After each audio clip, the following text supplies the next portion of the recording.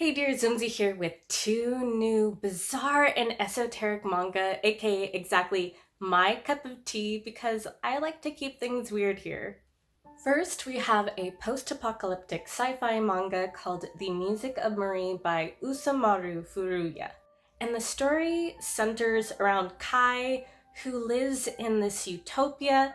However, he can hear the earth and he can also hear the music of Marie, who is the giant mechanical goddess that protects their city. And he soon starts to find out that the fate of humanity rests in his hands. And meanwhile, his childhood best friend Pippi wants to marry him, but he's distracted and infatuated with his goddess. So Kai is torn between his best friend or his faith and his love for his goddess. So he has some big decisions to make. I think what really jumped out first to me about this manga was its world building. It's this very fantastical and colorful world. Like, I really am obsessed with the design of the three metal sages. And then there's this like mushroom-like forest that follows the goddess and kind of heralds her coming, her appearance. And I've got to say, visually, the world and the art style remind me a lot of Nausicaa Valley of the Wind. And if it wasn't inspired by Nausicaa, I will eat a sock.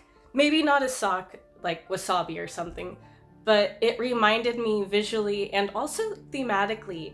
It delves a lot into like environmentalism and our relationship with the earth and technology. So if you want a bit of a thinker manga, a thinker story, I think you'll fall in love with this one.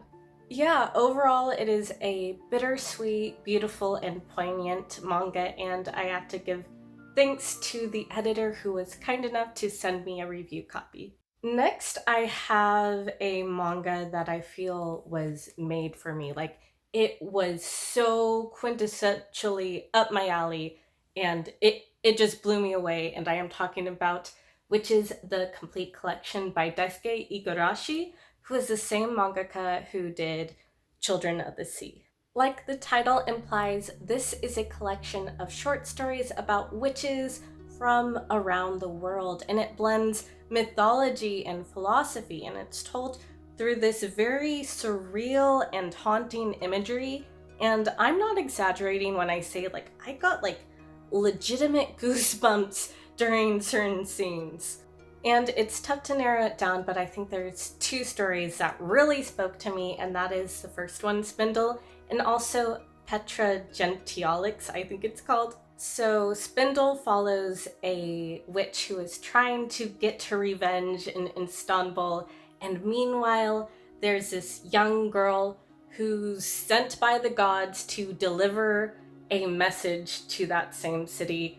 And this one has some really, really cool, grotesque, macabre imagery, which is so up my alley. And this one has this really cool procession scene. I don't want to give too much away, but it's like one of the coolest build-ups I've seen since the Darkness Devil and Chainsaw Man. And I was just like, pogging while reading it.